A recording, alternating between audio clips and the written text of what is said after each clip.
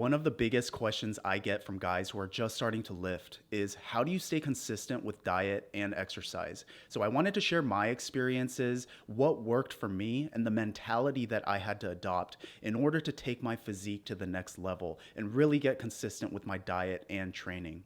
Look, guys, I know it can be difficult when you're first starting to lift. You don't know if it's gonna work. You want quick results. That's what I struggled with in the beginning. And when it didn't happen fast enough, I'd get discouraged and start doubting myself. I'm not gonna make another generic tips video. This might be a hard truth for some of you, but I think it has to be said. So let's dive right into it. The first thing I would recommend you do is make a list of the 5 top reasons why you wanna get in shape or why you wanna build muscle or lose weight. Couple things to keep in mind. The first is you actually want to make a list and write this down on a sheet of paper.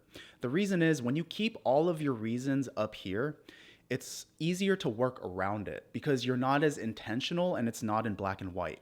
For example, let's say that you want to get in shape for reasons 1 through 5, and the next opportunity comes where you're deciding what to eat. You're thinking, should I order that pizza? Or your friend invites you out to that party where you know you're gonna get drunk, and that's gonna derail you from your fitness goals. If you don't have anything anchoring you, then it's a lot easier to justify bad behavior and kind of rationalize, well, I kind of want to get in shape, but I also want to have fun and enjoy myself. If you make a list of exactly why you want to get in shape and why it's important to you, it's going to help you out during those hard times.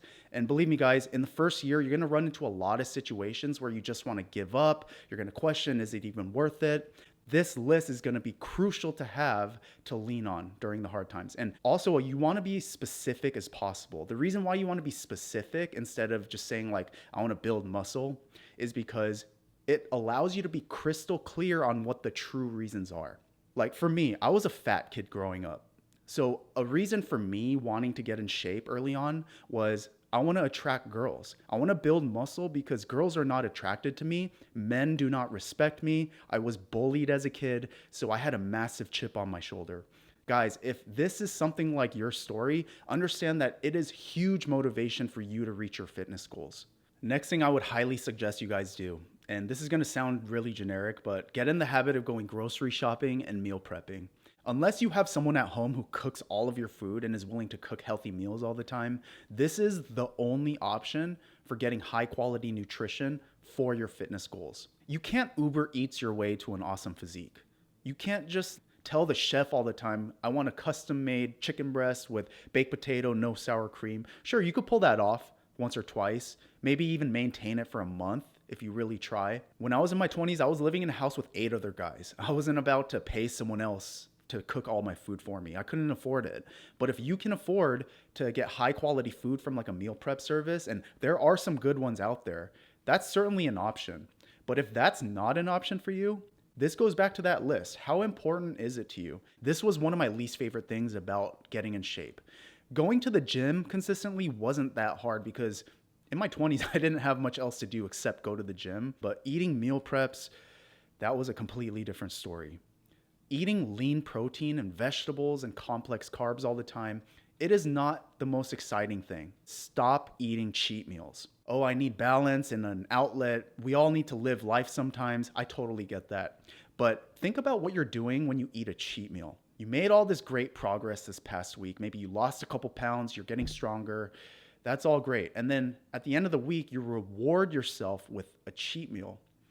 That to me doesn't really make sense because you are intentionally setting yourself back.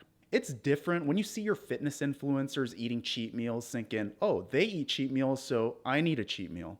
It's a completely different story because these people have been working out for 10 plus years. They have the self-discipline already to snap back on their diet whenever they want. Ask yourself and be honest, do you have the willpower and self-discipline to binge eat fast food and things like that, and then the next day snap back on eating chicken and rice? It's a lot harder than you might think because I talk about the 80-20 rule where 88% of your food should be like planned and clean. The other 20% can essentially be whatever you want. It's a lot harder for people to limit to 20% than you might think because some people can't switch that on and off. When you eat snacks and fast food all weekend, and then on Monday morning try to snap back on your meal preps, it's a lot harder than you might think. It has to do with dopamine, because when your dopamine is spiked all weekend from all that pleasurable food that you're eating, and then on Monday you're eating food that's a bit more bland, then your brain is going to think, well, this is not as enjoyable. So that difference is going to be amplified. In your 20s, I know a lot of you guys probably like working out. You already know what exercises to do. That's why I'm kind of taking a break from the push pull legs videos and the training tips. Like, a lot of you guys probably know what exercises to do. That's not the biggest issue. The issue is consistently doing the things day in and day out and doing it for a long stretch of time. You could get a workout buddy. That could help. I was never big on working out with other people because that was sacred time to me. Well, that, and I didn't have that many friends, but this is you against you. And although it's great to have people in your life who support you and hold you accountable, at the end of the day, no one is going to do the work for you, and no one cares about your fitness goals as much as you do. So the next point I want to make is be mindful of how much time you're spending on social media. And this might sound like it has nothing to do with being consistent with diet and exercise, but it has a lot to do with it. When you're spending hours a day on social media, scrolling through Instagram, scrolling through TikTok with your mouth open, thinking that you're getting like fitness motivation because you have fitness influencers that you follow, let me ask you this. When was the last time you spent an hour on social media and got off the app and thought to yourself, you know what? I feel super optimistic about my own life. I love myself right now. Never. Because you just spent the last hour focused on everyone else's life. What does anyone else's like fitness progress and their life have anything to do with what you're trying to accomplish? When you ask yourself this question and get brutally honest, you start to see like, wow, I'm spending a lot of time and mental energy on things that are not going to get me anywhere. When I was first getting into fitness, I would post things on Instagram like, oh, this is pretty cool. And then after a while, when I got more serious into it, I was like, I have no time for this. Like, why am I even doing this? So I completely stopped using Instagram. I was still watching YouTube videos, but I was watching it for actual content that was going to better my life, not like mindless stuff. And the moment that I stopped using Instagram specifically, my results skyrocketed. Was it a coincidence? Am I crazy? Or is it because I stopped focusing so much on other people's lives and focus more on my own? Something happens when you focus only on yourself. And I know it sounds selfish, you guys, but it's 2022. If you're a guy in your 20s, you got to be selfish right now. Times are tough. You got to do everything in your power to be the best man that you can be and put your head down and get to work. Are you taking that information and applying it? Or are you just like sitting there endlessly scrolling through your phone? The reality is, most guys use social media and follow fitness influencers as some kind of reason to tell themselves that they're doing the work. It's almost like you're living vicariously through other people who are doing the work. And I'm not throwing shade at fitness influencers who use Instagram. I follow people that produce awesome content. I love it. But just ask yourself where you're at right now. What are you getting from spending all this time on these apps? Not just Instagram, dating apps. You think dating apps are going to help you be more consistent with your diet and training? You think like adult content is going to help you, where you're spending all your mental energy and physical energy on watching adult content?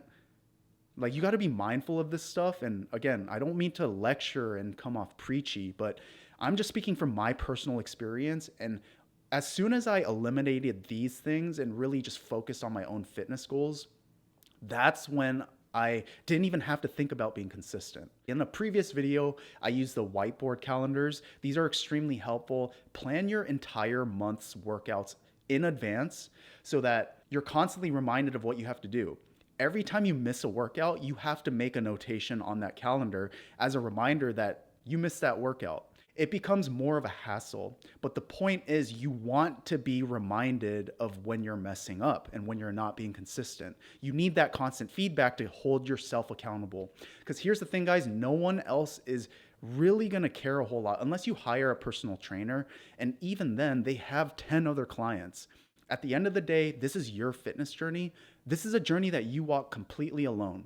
So if you want to consistently exercise, you have to do the work in making sure you hold yourself accountable. And if it was easy, everyone would do it. If it was simple to be consistent with diet and exercise, everyone would have an awesome physique. But the reality is, not everybody thinks like this, and it's just not that important to everyone, which is completely fine. This goes back to the list. You have to establish how important it is and why it's important. And then from that list, then you can create a game plan. If you're struggling right now, man, send me an email and ask me questions on what you can do specifically. I'd love to hear about it, or comment down below. Like this video if you got anything out of it. Subscribe so you don't miss anything. All right, talk to you guys later. Peace.